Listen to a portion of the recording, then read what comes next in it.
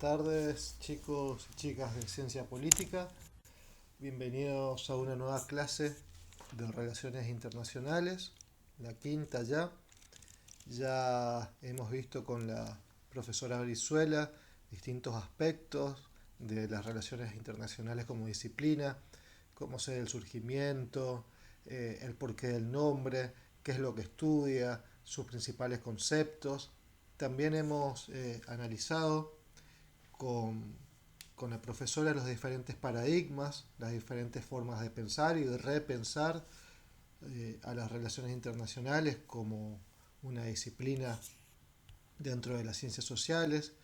Es así como hemos analizado al realismo, hemos analizado al liberalismo, hemos analizado también a la interdependencia compleja, pero sin embargo quedó un tema de, de gran importancia para el análisis, para el entendimiento, para la comprensión de qué estudiamos cuando estudiamos relaciones internacionales, que son su objeto de estudio. Habrán visto, os acordarán en la primera clase introductoria que tuvimos de manera sincrónica, virtual, también cuando vimos el surgimiento de las relaciones internacionales en la clase siguiente, que esta disciplina estudia, el objeto de estudio de las relaciones internacionales es el sistema internacional. Bien, nos hemos quedado con esta idea, con este concepto, pero luego pasamos a los diferentes paradigmas y a cómo se interpretan a través de las diferentes visiones esta disciplina y no nos hemos abocado a qué es el sistema internacional, cómo está compuesto, cómo se forma, cómo se transforma. Y esto es lo que veremos hoy en este pequeño PowerPoint que está explicado también. Es corto, o sea, tiene solamente 4 filminas, pero escucharán que iremos explicando y a su vez voy a dejar una actividad en el aula virtual para terminar de redondear este concepto. Buenas tardes. Bueno, como dijimos anteriormente, ya hemos hablado el día de la clase introductoria y en otras ocasiones, como cuando hablamos del surgimiento de las relaciones internacionales, que es la disciplina que estudia el sistema internacional, y lo hemos definido de manera muy general como el conjunto de las interacciones entre los diferentes actores. Claro que no definimos ni cómo está estructurado este sistema, ni cuáles son los actores que interactúan entre sí en el sistema internacional. Entonces vamos a ir desentrañando poco a poco este concepto.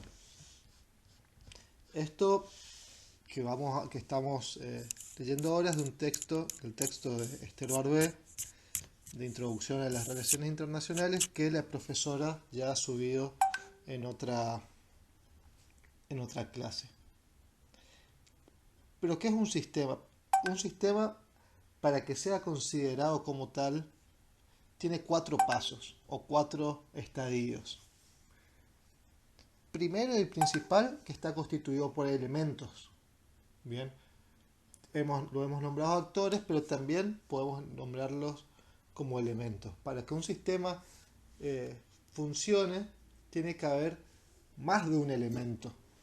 No puede existir un solo actor o un sistema unielemental, sino que tiene que haber un sistema de actores, un sistema de elementos. Y entre estos elementos, entre estos actores, tiene que haber relaciones.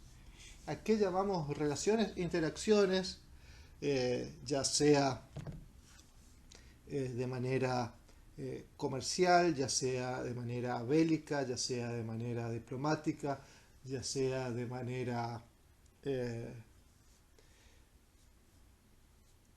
ya dije económica, tiene que existir un ida y vuelta, un reconocimiento de la existencia entre los diferentes elementos para que puedan interactuar entre sí. Y estos elementos juntos con las relaciones que se producen entre ellos conforman un todo. Bien, si un sistema está conformado por elementos aislados que no se conocen entre sí, que no saben de la existencia del otro, no es un sistema. El sistema lo conforma cuando existen estos elementos y existen las relaciones entre ellos. Supongamos en un mundo donde no hay un conocimiento de la existencia del otro, ¿no? Supongamos que exista vida en otros planetas, vida en algún sector del universo. Pero nosotros desconocemos de estas existencias y cómo los otros planetas desconocen de la existencia de vida en este. Entonces, por más que exista un sistema y existan los elementos, no existe una relación entre ellos. Por lo tanto, al no producirse relaciones, no se puede conformar el todo y por lo tanto se carece del sistema. Y en esta totalidad tiene que haber cierta organización. Y esta cierta organización se conforma a través de la estructura. Entonces, esta noción básica que teníamos del sistema internacional como un conjunto de interacciones entre los diferentes actores, vamos a pasar a una definición más elaborada, más académica, que es que el sistema internacional, entonces, está constituido por un conjunto de actores cuyas relaciones configuran una configuración de poder, valga la redundancia, que es la estructura, dentro de la cual se produce una red de interacciones que es el proceso, de acuerdo a determinadas reglas. Bien, entonces, esta es la definición de sistema internacional. Tenemos tres elementos claves para entender el sistema internacional, que son los actores, que es la estructura y que es el proceso. Hoy vamos a ver, le vamos a nombrar en las próximas filminas los actores y la estructura. El proceso queda para otra clase y el desentrañamiento de los actores va a quedar para la actividad que les voy a proponer en el aula virtual. Entonces, ¿qué son los actores internacionales? ¿Qué definición vamos a utilizar? Es aquella unidad del sistema internacional que goza de habilidad para movilizar recursos que le permitan alcanzar sus objetivos y que tiene capacidad para ejercer influencia sobre otros actores del sistema y que goza de cierta autonomía. Vamos a explicar un poco esto. Primero, históricamente se ha tratado, o anteriormente, el sistema internacional, los actores eran los estados. Y únicamente los estados. ¿Está mal esta concepción? No está mal. Pero esto mutó y muta con el tiempo constantemente. Porque el sistema no es estático, sino que continuamente se está modificando. Porque con el tiempo han aparecido otros actores que tienen la capacidad de tener recursos para alcanzar sus objetivos. Y aparte tienen la capacidad para ejercer influencia sobre otros actores. Ya no son solamente los estados, pero los estados siguen siendo los actores fundamentales del sistema internacional y que sin su presencia el sistema carecería de estructura. ¿Cuáles son los tipos de sistema que hay, de actores que hay? Vamos a utilizar la tipología clásica, que dice que el Estado, como habíamos dicho, es el actor principal y más importante, el que genera la estructura, pero también están las organizaciones intergubernamentales, o dicho de otra manera, las organizaciones internacionales. ¿Cuáles son las organizaciones internacionales? Aquellas organizaciones que juntan o aglomeran dentro de su estructura a dos o más estados. Puede ser la Unión Europea, puede ser la ONU, puede ser el Mercosur. Esas son organizaciones intergubernamentales. También están las fuerzas transnacionales como las ONGs, que son organismos no gubernamentales, usualmente sin fines de lucro, como Greenpeace, Vida Salvaje, Techo. Las empresas multinacionales, aquí se le puede ocurrir la cantidad que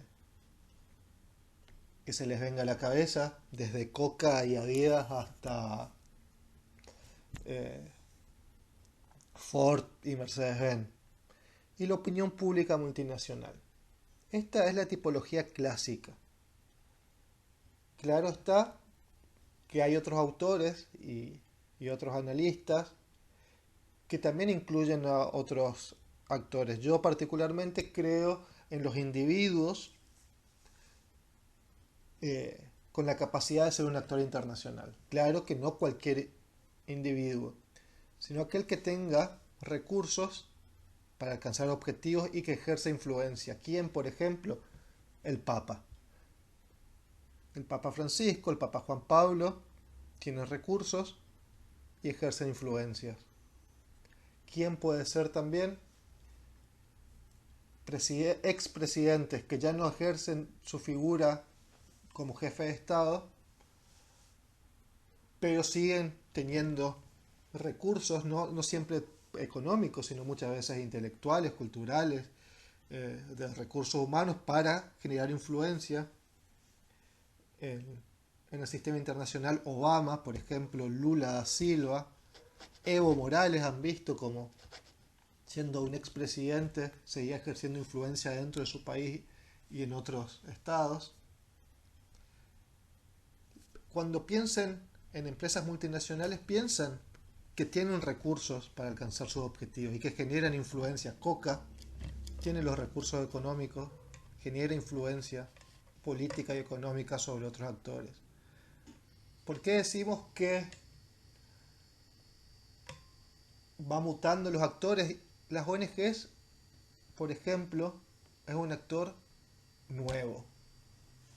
50 años, 60 años de existencia de Greenpeace, con la temática de defensa del medio ambiente, temas que antes, 60 años atrás, no se tocaban, hoy están en la agenda internacional, como pueden estar en la agenda internacional otras temáticas y otros actores que nazcan próximamente y que cambien el sistema.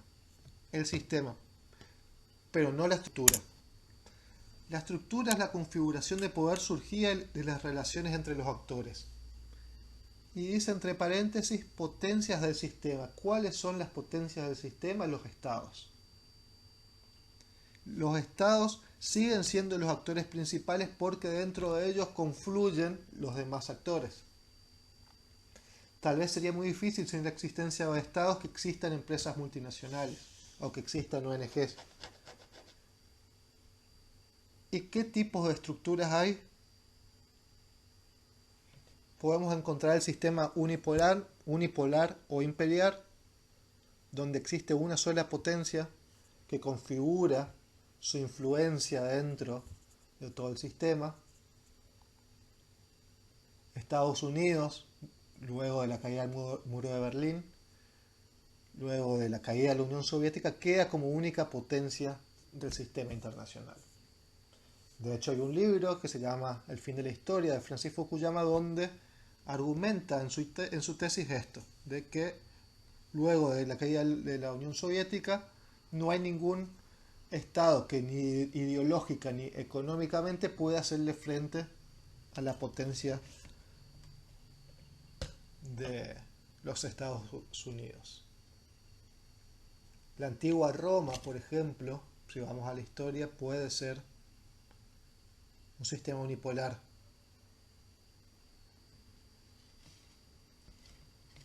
El sistema bipolar, como su nombre lo indica, hay dos potencias en igualdad de condiciones y que tienen su propia esfera de influencia. La Guerra Fría es la explicación del sistema bipolar en su máxima expresión. Estados Unidos y la Unión Soviética, dos potencias mundiales con su propia ideología, con su propia estructura y con su propia esfera de influencia. Estados Unidos, todo lo que es Occidente, Europa, Sudamérica, y la Unión Soviética en Europa Oriental, parte de Asia, parte de África y regiones centralizadas de Centroamérica. ¿Cuándo termina este sistema? Cuando alguno de los dos estados prevalece y pasa de ser un sistema bipolar a ser un sistema unipolar. Después tenemos el sistema multipolar, donde hay una multiplicidad de actores, potencias, de estados potencia que no llegan a tener el nivel de ni de coerción ni el nivel de hegemonidad que podría estar en cualquiera de los otros dos sistemas, pero sí que confluyen un equilibrio de poder entre ellos. Antes de la Primera Guerra Mundial existía, y entre la primera y la segunda, un sistema multipolar donde Estados Unidos era una potencia incipiente, Rusia y luego la Unión Soviética también, Gran Bretaña vivía sus últimos años de esplendor como potencia, comenzaba a aparecer en Oriente Japón, y hoy también nos encontramos con un sistema multipolar, donde ya no es Estados Unidos la única potencia, pero sí la más importante sigue siendo, pero existen otros estados como China, que por su poder económico y militar lo han pardado, Rusia, que ha vuelto a configurarse como potencia, la Unión Europea como un todo, Corea del Sur, y los países BRICS con capacidad para convertirse en los próximos años en potencia. Brasil, bueno, Rusia, que ya lo es, India, China, que ya lo es, y Sudáfrica. Espero que se haya entendido los actores, el concepto de actores, el concepto de estructura y el concepto de sistema. Nos quedamos con la actividad del aula virtual. Buenas tardes y hasta luego.